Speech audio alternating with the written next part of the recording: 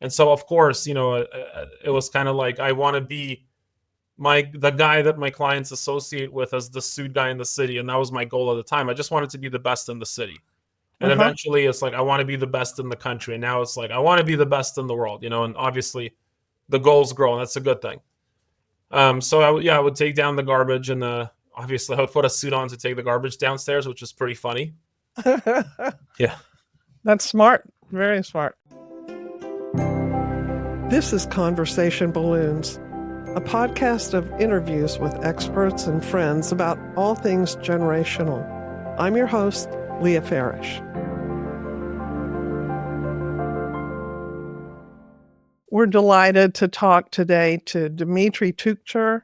He's CEO and founder of LGFG Fashion House. It's a men's tailoring brand that he founded in 2010 and already serves clients in over 25 countries.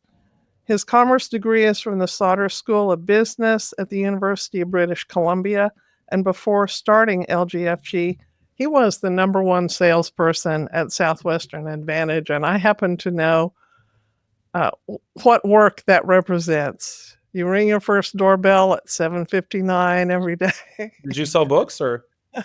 My college boyfriend did, and I Okay. even went with him on a couple of days of work, and it was Okay. grueling.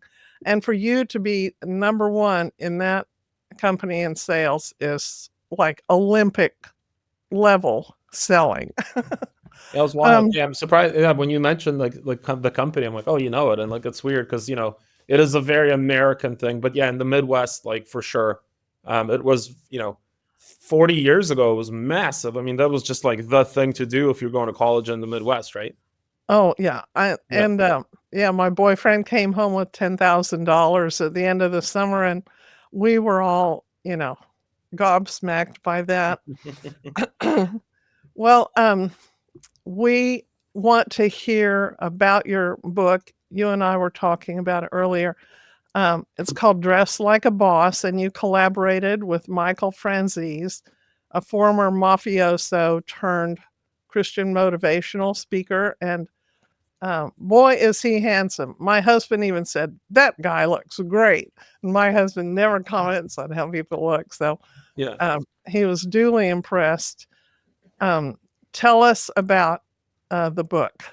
Well, Franzese is handsome. He's in his 70s, and you would never know. Like Mhm. he's in good shape. I was shocked when I learned. I thought he was like, I don't know, 55, and then he's just like 20 years up on that, right? Mhm. And the reason that he was a great partner for us to launch the book is because, yes, there's obviously the Cosa Nostra, like the mafia lifestyle. He's the son of Sonny Franzese.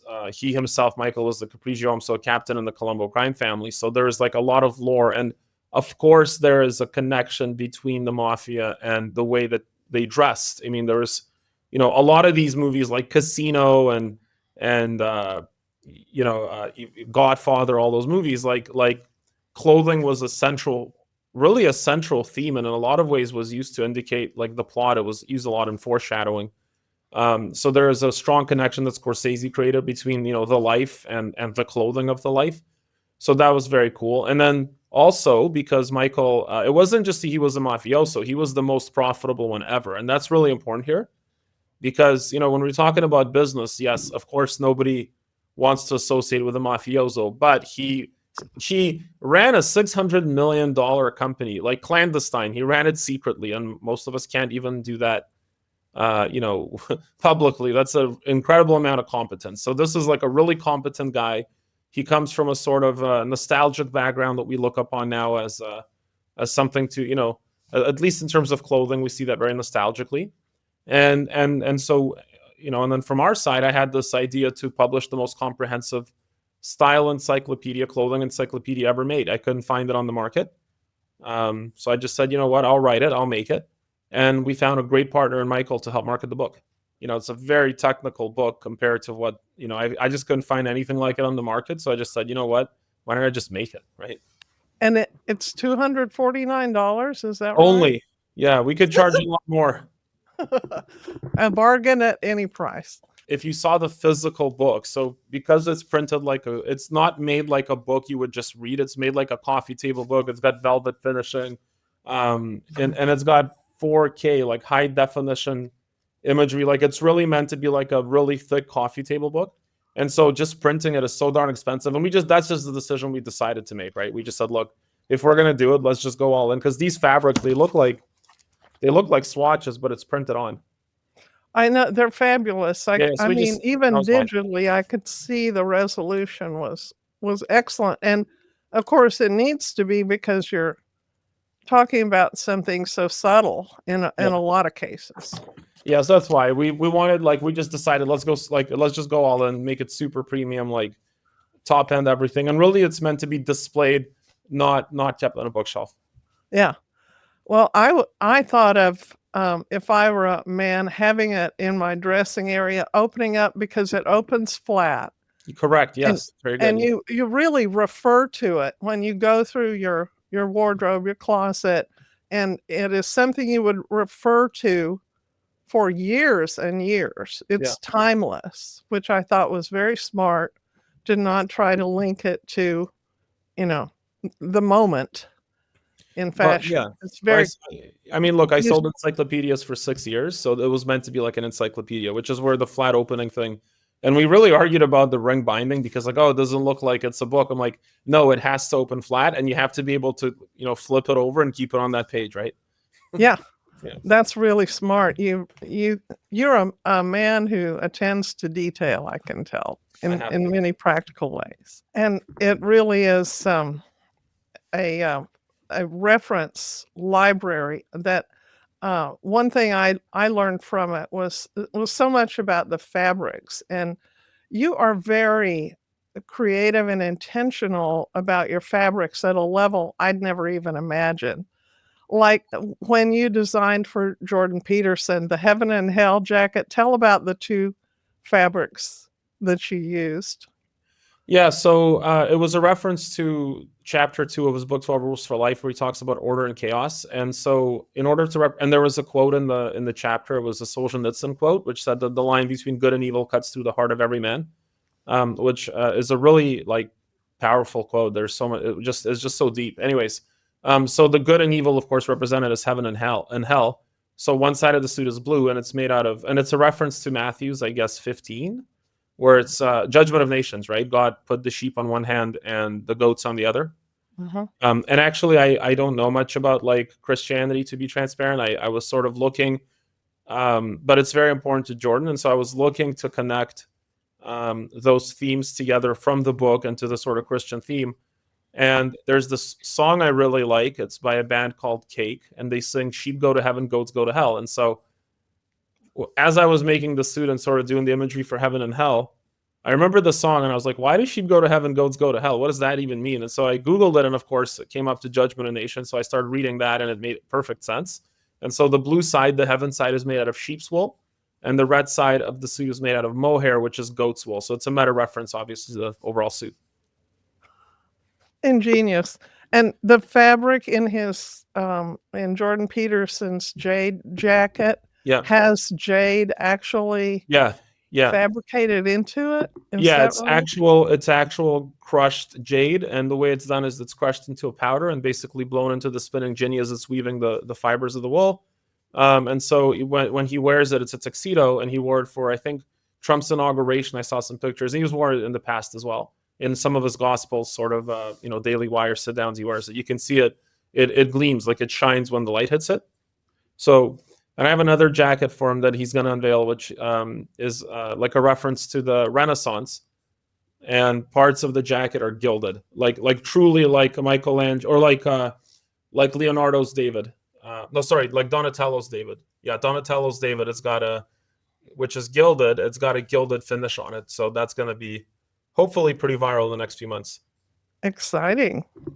And one of them had icons all over it. And I love how you use print to make an impact. You're not afraid of print in menswear, which I welcome. I think that's delightful. And was he surprised by that, or did he have input into that? No, he asked for it. Actually, it was Jonathan Pajot that had the idea. And, it's not so much that I'm not afraid to use print. It's more so what is the client not afraid of, right? Okay. Like I'm not bound by the sort of typical rules that a corporate office would entail, because I'm not working in a corporate office. Like we're a sales company, but we're a creative company, and most of the stuff we sell obviously is going to lawyers and bankers, like it's blue and gray suits, but we can do anything. So if we get a creative client like a Jordan, like an Alice Cooper, like an Ozzy Osbourne, then we can actually like expand our horizons and do something different. So Jonathan Pajot actually had this idea for an iconography jacket. We made three, um, kind of hoping that one would really land, and actually all three landed. Like even in the most recent interview, he's wearing one of them.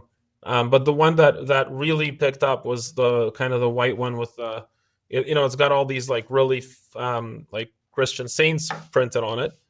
And he told me that jacket is actually now even more associated with him than the Heaven and Hell suit, and that I was very surprised. I think he was too, at how viral that jacket became. So we had a kind of a brief email conversation where I mentioned I think it's even not about the jacket. I think it's just the timing and how it. I don't know. Culture and clothing have always been sort of intertwined. Like there's always been a connection between clothing and even counterculture, right? Like it's sort of, it's either reactive to what's happening or predictive to what's happening. And there definitely has been like a reawakening in society. Like we're seeing that, of course. Counterculture today seems to be more conservative than counterculture, say, in the 60s, where it went like hyper liberal. And so it might not only be the jacket, it just serendipitously like hit that note with people. Mhm. And Mhm. it's become part of pop culture, right? Yes. You said elsewhere that you feel like the fashion moment right now is kind of a post-war vibe. How so? Well, again, because fashion tends to reflect, like, if you go back to the 60s, suits became sort of representative of a class of people that were becoming a lot less popular in society, right? It was the Vietnam War. Nixon goes on TV wearing his sort of ominous dark suits, and everybody turns against him. JFK comes along, and he has to wear a suit because he's a presidential candidate, but he's wearing what's now become known as the Kennedy blue, like a very bright, very vivacious looking color, which you don't typically see on a president. It was the anti-suit of suits, and remember at the time too was like the hippie movement. Everybody was, going against their father's rules and all that kind of stuff, and so you kind of had this movement coming along, which was a reaction to a social movement, right? Like people the Vietnam War was vastly unpopular, and so the youth rejected everything that their fathers brought home to them, and so now, as we look at suits, and I did mention this in a few conversations, where suits today, like if you look at suits 10 years ago, and again, I'm going to get very meta here, very granular. Suits had that kind of skinny, short pants, skinny cut, all that kind of stuff. That's what happened in the 1940s, interestingly enough. But the reason it happened in the 40s was because of the Second World War, and clothing, like fabric, was rationed. And Yep. so because fabric was rationed, everything kind of became slimmer by necessity. And then in the 50s, that sort of opulence started to return, and things got fuller cut again. So again, you're kind of seeing that fashion and culture and geopolitics do connect. Mhm. And Right. now, we're seeing the fuller cut. And it's interesting because it wasn't because of a physical, war, that there was a draft happening. It was, I mean, at least to me, it felt like a cultural war, where I don't know if I don't know who's going to agree with it or not agree with it, but it feels like it really culminated in this election with Trump, where everything that had sort of been building up, all the pressure building up, finally people just said, like, enough is enough. And they went for, and again, anytime somebody goes for I don't know if the right word is, a dictatorial sort of leader, like a very masculine leader, like a populist leader, maybe the best way to put it. Usually people go populist because they're tired, Hmm. and they're looking for just like straight lines and straight answers. And so Mhm. um that, again, it's like, if you're tired, what are you tired of? And it maybe felt like people were tired of a cultural war. And again, it's funny to me that just like after World War II, um you're again seeing a reemergence of a fuller cut suit, which, again, it's for a lot of people, it might not be the strongest proxy for reflecting culture. There are other proxies, but it is a proxy nonetheless. Yeah, and speaking of American politics, I've heard you talk about what Trump wore during the debate vis-a-vis Biden, and what you inferred from that. Would you talk to my audience about that? Well, sure. So, like one of the I think so what's interesting is, I think one of the fears the American people had was that Biden was looking like he might be coming down with some dementia. Like, and I say that not to be disrespectful to the American audience, but like he looked incompetent in a lot of different scenarios. And I think if you were on the Republican side, you would say, well, certainly it's being obfuscated. They're trying to sort of conceal the fact. But I myself, I watch like Joe Rogan interviews. I like that stuff, and then they get right into it. It's interesting actually. I was having a beer with a former prime minister from a European country not that long ago. It was during the election, still before Biden dropped out, and I asked him. I said, "Have you met Biden?" He's like, "Yeah, I have." And he had met him like about 2 or 3 years before. And I said, "How was he?" And he goes, "Oh, he was totally like out of it. Like you can tell his team was very much like puppeteering what was going on in order to give him very limited exposure." And this was already 2 or 3 years ago. I mean, this guy had no reason to lie. Like he's a very liberal former European prime minister, right? Mhm. And so when Biden came on for the debate, first of all, if there's any sort of a concern that the person in the debate running for president is maybe perceived as being incompetent or like truly like suffering from what dementia, it's like what you want to do is you want to present an image that completely contradicts that sentiment. And Biden's team, whether it was intentional or unintentional, the messaging in his clothing was that he's old, and that's a problem. He came out wearing a navy suit, but it was like about as close to a black suit as you can get in a navy, which is, the imagery behind a guy in his mid 80s wearing a black suit. It's not positive imagery if you're trying to convey what they should have tried to convey, which is youthfulness and high energy. And they Mhm. conveyed low energy and well, not certainly not youth, right? Yeah, Uh, with how did they do that? What details did you Yeah, notice? so the color of the suit, the tie knot, it's funny. I facetiously call it an overhand knot. It's actually called a four-in-hand knot. And I didn't I should have probably made that inference before, four in hand. I don't know if I want suggestible president, being led by a four in hand. It's the simplest tie knot, so it shows lack of haptic dexterity. He was wearing button cuffs on his shirt. Again, if I'm giving advice on this, I'm like, okay, you're gonna go with a half Windsor, or a full Windsor. Show a big juicy knot, like make it look like you can tie things, that your fingers work. Put cufflinks that are very noticeable. Doesn't have to be opulent, but just make sure people see that they're there. And go with a lighter color suit not a light suit, but at least a mid navy, to kind of not a dark navy, but like show energy, show youthfulness. They didn't do that. Again, not the ultimate proxy for what was to come in the debate, which I think exposed what was happening there, but still a proxy, and the wrong one. Mhm. Um, you have clients all over the world who are elite, and that was your original vision for LGFG, which stands for Look Good, Feel Good. How did you, as a young whippersnapper, an upstart, connect with elite customers when you were starting out? I mean, that's the art and science of selling, right? I mean, everybody has some gift they can exploit to whatever aim they choose to exploit it to. And I've met some profoundly gifted people that have like just resounding levels of genius in different verticals. My gift is the ability to get to people. I waited a long time to discover what I was, which is a salesman. Mhm. But once I discovered what I was, it was like I was born again. I was like, like that's why I was here. That's why I'm here. That's a pretty like revealing epiphany too, because especially if you're a man, like there's a certain impetus to be useful. And I think in Mhm. university, I was like, how am I going to be useful? Because everybody was finding their passions. For someone, it was finance. For someone, it was programming computers, and for others, it was sports. And there was a lot of things I liked, but there was nothing really I felt I really stuck out in, and that called to me. And then sales came along. I was like, oh, that's what chose me. That's awesome. I like it. And And so if I'm going to do that, and if I'm going to commit to that, then I might as well be really good at it, right? Yeah.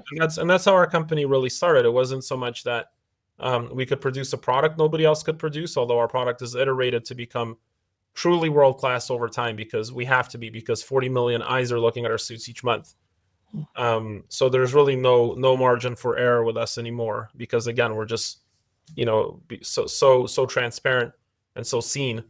But the competitive advantage we had is that we were able to get to people. It started with lawyers and bankers and those kind of people, and eventually you start aiming up. You go, who's next? What's next? It could be a movie star. It could be a famous musician. It could be a famous psychologist, whoever that is, right? hmm And how did you, excuse me, and how did you connect with those people? I love your stories of like how you would go to these law firms and just, get in the elevator and see if anyone noticed your suit and No, I wouldn't see if anybody noticed my suit. I would get in the elevator and talk to people and grab their uh-huh, business cards. Very intentional. I had a certain quota or a goal I set for myself for how many business cards I'm going to collect that day, and then uh-huh, I would call them and and do my thing and follow the scripts that I put together. And those were not some convoluted sort of ideologies about how I'm going to make a sale. It was like I knew exactly what I was doing, and I iterated many times to make it more efficient in order to get. This is a very methodical approach to building a company, right? Or at uh-huh, least in the beginning, to building a client base. But and it's not something that happens overnight. It's a lot of iterations. Like getting to Alice Cooper was not as easy as just making a tweet online and saying I want to make suits for you. There's a lot of people that want to be in that position, right? uh-huh, And like with all things, they say the first million's the hardest to make, and it gets a lot easier after that. And that's true. The first celebrity, that's is really hard to get. uh-huh. Really hard to get. The 20th is very easy. Like to get Ozzy Osbourne, all I had to do was send an email and say, "Hey, could you recommend me to Ozzy Osbourne?" To get to Piers Morgan, I didn't even have to ask; it was offered to me. Does that make sense? Yeah. So a lot of it now is just social proof. Now, once you have social proof, but getting the social proof is very, very hard. Uh-huh. Uh-huh. But today, like I'm actually saying no a lot more than I'm saying yes, because people are coming to us like on a celebrity level, like, hey, and I'm kind of like, hey, we're just really full of that at the moment. So it took 15, almost 15 good years to like get to the point where that became a door that opens itself. Uh-huh. And the first 10 years, it's like, people think success is linear. It's not at all. It's like a flat line. And then if you're sticking with that, it's just going straight for a very long time, and eventually just shoots up all at once, right? Uh-huh. A hockey stick. That's a really good way to describe it. Yeah. Yeah. Well, your persistence is admirable, and I'm glad it's paid off. It's been fun to learn about you, and you talked about how important your own image is, especially as you were initiating this company. How talk about taking out the garbage. Checking And out the garbage. yeah, Explain. I'm not following the you reference. talked about how you had to how you wanted to dress even so that the people in your apartment building would see Oh, you and in a certain taking way. out the garbage. Well, yeah, I mean, this was already when I was in Calgary when I started the company in Canada, and so I lived in downtown so that I could walk to my clients at first, because I started in my apartment, and eventually it was such a cool thing because I ended up buying one of the penthouse suites in my building, and I kept my apartment on the 12th floor as my office. So I would live upstairs, then I would put on my suit and go down, to my office in the morning. But I lived in the same building, and I could see all the law firms from my bedroom window because I was living downtown. And so, of course, it was kind of like I want to be the guy that my clients associate with as the suit guy in the city, and that was my goal at the time. I just wanted to be the best in the city. And Uh-huh. eventually it's like I want to be the best in the country, and now it's like I want to be the best in the world, and obviously the goals grow, and that's a good thing. So I would take down the garbage, and obviously I would put a suit on to take the garbage downstairs, which is pretty funny. Yeah. That's smart, very smart. Um, Yeah. you have 4 kids, and because we talk about generational issues all the time on the show, I don't want to get too personal, but how are you raising your children with this international focus that you have and the focus on fashion, is that something you're communicating to them? How do you dress them? Talk about how this intersects with being a dad. Well, I think on the professional level, because I do travel a lot, that creates certain gaps. And, and like it's my son's birthday today. I'm home, obviously. I've sort of learned one of the benefits of like, let's call it success, if that's what it is. Because this is a question I do get asked a lot. It's like, how do you deal with the travel? It's like, I just take my family with me. And that's been a really, really, really big privilege for me, as I'm able to like just transparently afford to take my family with me and show my kids the world. That's important to me. Like me and my kids have a completely juxtapositional upbringing. Like it's actually something that bothers me because it's so opposite, right? Like I grew up like initially in the Soviet Union, so it was like just scarcity everywhere all the time. And then when we moved to North America, it was like, social housing, like this sort of immigranty stuff, right? And it's like, and it was like living in a really crappy apartment in a really bad part of town, and everything was kind of like gross. But you don't know it when you're a kid. You kind of, as you're growing up, you kind of start noticing like, oh, like my experience of living in the city is not the same as some other kids' experience living in the city. Like, you can live in the same city and experience a completely like opposite life. Like it's kind of wild how much of a different life you can experience. And my kids now, like the life they experience is completely not that. Like they have a lot of things available to them. So, but and I don't want to take I'm not going to resent my kids for having things I don't want. Like the reason we work hard is so that our kids can have things that we couldn't have. And I don't really want to, or maybe we're just not really good at putting a ton of boundaries on them, rather than just saying, hey, like for me, I want my kids to enjoy their youth. My son plays hockey. He needs new skates. He gets new skates. He needs a new stick. He gets a new stick. There's no going to the community equipment like I had to use when I was growing up. There's no going to the secondhand store like I went when I was growing up. It's just like it's there, it's available. They're still, I think, too young to really understand that there is a pretty big gap between what they have and what others may have. Because my oldest is 10. Mm-hmm. But it's gonna start. But one of the things I do is I do take them with me on road trips, and I love it. Like I was doing a lecture at a university in Hong Kong, and I took my son, he was 8 at the time. I took my son with me to Hong Kong, just me and him. It was awesome. Mm-hmm. And he got to have like lunch with me and like the dean of the university, which is, he doesn't know what's going on, but I think that's going to be an experience that, first of all, is going to expand his horizon and what's normal. That's important for me. I want the breadth of what's normal to be quite wide for my kids. Because again, if you're growing up in like one community, one neighborhood, it's very, very narrow. That's your life. I want them to see the world bigger, because that's been very impactful for me. I see the world a lot bigger. And I want them to have experiences they can look back upon, and not, while they're in them, they're not going to understand the impact of those experiences. But later on, when maybe my son is not 8, maybe when he's 38, he's going to look back and say, I didn't understand what all of that was going on, but man, did I learn a lot, being around my dad. Yeah. Is there is there anything you're doing to keep them from feeling overly entitled or out of touch with, a broad range of people and friends? Yeah, I mean, like I think the number one thing is that they're well socialized, and so they're able to make friends easily and quickly and across, a spectrum of people. That's number one, right? Because then they're going to be exposed to people. They're not going to be secluded. You don't want them to be, in a specific bubble. That's important, right?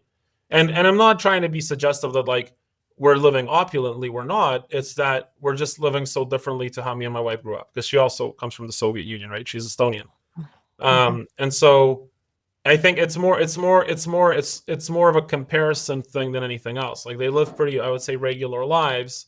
It's just that there's not a lot of scarcity in their childhood, which me and my wife both grew up with scarcity in our childhood. Yeah. Do you how do you dress them? Is it important to you that they have the kind of quality that you provide to your clients? No, What do you think about children's clothing? they're kids. They should wear, Actually, I have a sore spot for that because I had the crappy, I think everybody's like the Dolly Parton coat thing, right? Like I think every kid that grows up kind of poor is always very insecure about their clothing because that's just something other kids pick apart pretty quickly. Hmm. So no, there's absolutely we're not abstemious in that regard. I think my kids like if my son likes a pair of shoes, he gets a pair of shoes. Again, I don't know if that's optimal, and it might be just coming from a place of insecurity where it's like, well, I certainly got made fun of for my stupid clown shoes that I hated, but they were like, $12 and I wanted the ones that were like $30, but no, like I'm getting the crappy $12 shoes. Hmm. So maybe it's a little bit of that, but there's not a lot of intentionality. Like you have to dress a certain way, like they're kids. And fortunately, what I really like is my kids have school uniforms. They go to a charter school. So like, and I Hmm. love school uniforms. I think it's a good, because for me, school uniforms were really helpful, right? Like, because I didn't stick out. And then when Hmm. I went to high school and we had no uniforms, then I stuck out. So I like school uniforms a lot. Even as a kid, I liked school uniforms a lot. So that element is taken care of. And then the rest of the time, they all have their own, let's say, preferences. The younger ones are like 6 and 3, so it's like whatever. But the 10 and the 9-year-old are they're definitely creating their own little styles, and it's cool. And I think that some of that is influenced by YouTube or something, because they like oversized sweaters and just they definitely think about that stuff. When I was a kid, it was just whatever I could get my hands on, right? And do you have them help out around the house? Do they have chores? Are they? Yeah, Uh, that's a good question. I would say not really. And that's a little bit, again, more intentional. That's something we have discussed with my wife. I know that everybody raises their kids differently. They're not brats. They're definitely not arrogant or anything like that. But no, at this age, I just really want them to play. mhm. And they have a pretty heavy school burn. They're in a charter school that's like on the British system, I guess. So it's like it's even like a level above like the IB program. So it's Oh, pretty. wow. It's even at their Mhm. young age, and Estonia's got the highest rated elementary system in the world already. Like Estonia Great. and Finland are always like number one, and Mhm. they're neighbors of ours, so they're always jousting for first place. So there's that. They're involved in activities like sports, so their schedules are quite full. Mhm. Where it's like, I'm sure you've seen those, or maybe you've had a family too, where it's like where nobody's really ever home because there's always something happening. There's always some sporting Mhm. event or a school play or something like that. So there's that going on. I haven't pushed any chores. What's interesting is I don't even know if I'm going to tell them to get a job when they're 15, 16. I think that's a good thing, but I didn't have one, to be transparent. I went to school, and when Mhm. the light inside of me, sparked, like it was time to go to work, and I never looked back. Mhm. Um, and then there's another element to this too. The other element is, do I really, and this is kind of a more philosophical question. I think about this a lot. Like, do I really want my kids um, to think hierarchically? Like, Mm. yes, of course, at some point they're going to have to be at the bottom of something, and they're going to have to work their way up from nothing, of course. Mhm. But I don't know, I don't know if the employee mindset is what I want to transfer to my kids. Like, trading your time for money, to me, is a really suboptimal way of living. Hmm. So I have to be careful with that, right? Because I don't want them thinking like, oh, I'll make $5 an hour, but if I work a little harder, I'll make $6. It's like, well, maybe there's a way to think around that problem so that you're not trapped in the rat race. Because one of the most pertinent things for me when I was deciding what to pursue professionally was I did not want to be stuck in the rat race. Mhm. Like, I needed to create opportunities for freedom and growth. That was really important for me. Mhm. You have amazing instincts, and one thing I've been interested in is you're talking about building your sales force and bringing in, Gen Z and younger people and training them.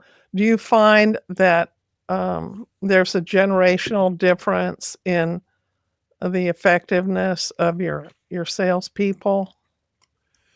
There's a generational difference in the attitudes, of course. And I Tell us remember. about that. Well, I mean, look, and we all remember being 20 or 18 and 17, whatever, and we all remember how we were so different from our parents, and like they didn't get it. And also, what we remember is older people always used to call us lazy.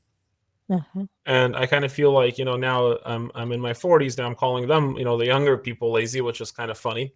But it also a good opportunity to look in the mirror and see, maybe this has just always been the perception. But I'll say this.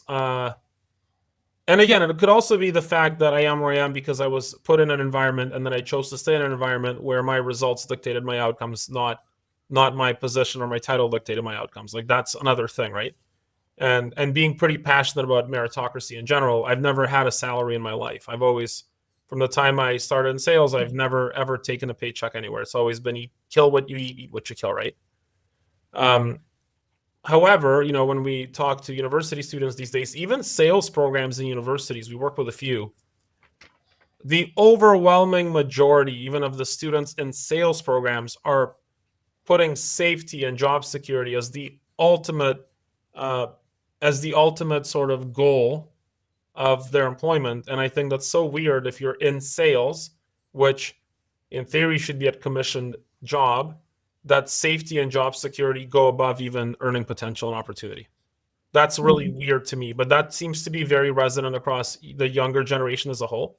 Like, we have a question. The first question. So we get about 800 or 900 applicants a month to our company, and so we have a lot of people that are funneling in that want to work with us. And the way that we weed out our candidates is we have 3 questions they must answer before they get into the interview process. And the first question weeds out. I'll tell you the stats. It's crazy. And the question is this: is if you were to work with us, we're going to offer you 2 pay plans, and you get to choose one of 2, but you have to pick one. Pay plan 1. Oh, sorry. And there's a very important piece of information. 50% of our salespeople make more than $5,000 a month, and 50% of our salespeople make less than $5,000 a month. Those are not real numbers, but that's what we use. We say 50% make more than 5,000, 50% make less than 5,000.